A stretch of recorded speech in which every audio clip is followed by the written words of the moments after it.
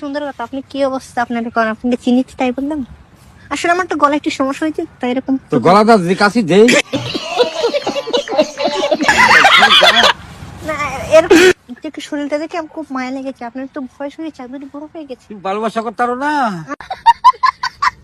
ভালোবাসবো কাকে? আমার ভালোবাসার মানুষ নেই। দেখি না মনটা শুধু উড়ু উড়ু করে। কিন্তু আপনাকে দেখে না আমার মনটা দেখে তোমার শরীরটা সুরসুর করে।